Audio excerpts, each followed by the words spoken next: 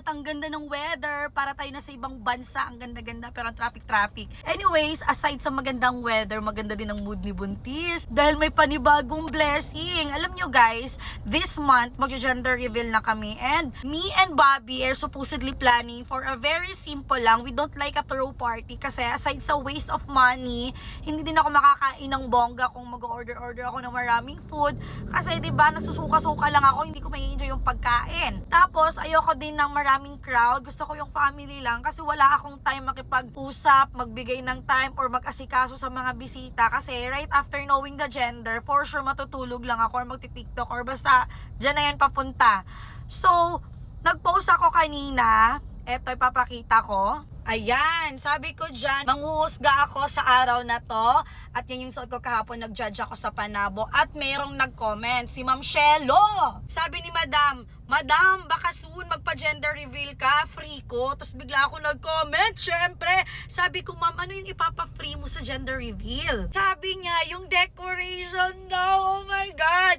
Actually guys, hindi talaga ako like, talagang nabibihag sa mga ganyan. Pero tingnan niyo naman yung decor, ang ganda, diba? Yan yung pinaka-recent niya na nagawa sa gender reveal. Sabi ko naman, oh my, malapit lang pala tayo. And taga Davao daw siya. Sabi niya, basta mabait at maganda, full package. Hindi totoo, bless ka talaga madam, sabi niya. So kayang reply ko, ma'am, huhu. Ayun, in-explain ko sa kanya na very funny kasi ito nga lang talaga yung gusto namin sana ni Habi, magpapop lang ng balon, yung kulay black na malaki.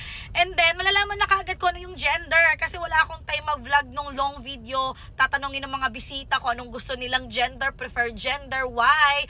Kasi hindi naman yun yung titignan ng mga tao, hindi ako magkakapera dun. Doon ako sa, kung malalaman na kaagad yung gender, tapos sabi ko ganyan, and explain ako. Ayan, here's the closer look sa gagawin niya. This month, hopefully, April 12 ang balik ko kay Doki. Tapos siguro mga ilang days for preparation kasi ayoko namang madaliin si madam. Ang ganda-ganda guys, ang cutie. Ito lang sana yung plano ko, yung kulay black dyan, no? Yung ipapop lang. Kasi ito yung sabi niya, hey, noted po madam, i-update mo lang ako. Kasi gusto niya talaga ako makita in person. Oh my God, ang swerte naman ng buntis. Sabi niya, ano ba to sa Tagalog? Iba ka, kasi napaka-simple mo lang. Even sa party mo, nung birthday mo, at saka sa birthday nung anak mo, napaka-simple at napaka-proud. Naging proud siya sa akin. Kaya sabi niya, deserve mo magbongga kahit yung pang family lang, madam. O, diba? So, OMG, sino ba namang hindi tataba ang puso nito, mga mima ko? So, kaya ngayon, pinag-iisipan namin ni Habi na ipupush ba natin na bibili tayo ng food? Or baka may mag-sponsor din ng food dyan. Baka naman. Wala lang, super happy ko. As in, sabi ko, ang cute ng design. Eh, pangit naman kung walang pagkain. So, baka may mag-sponsor din ng pagkain. Oh my God, just let me know. Mari-reach out nyo lang ako sa Maricar in Manila. Wag dito sa Maricar Escamado kasi walang message button dyan. Ang dami kasing Bombay na, my dear, you want money? Laging nagaganyan. Sino ba namang ayaw ng pera pero ayaw ko yung galing sa ganyan.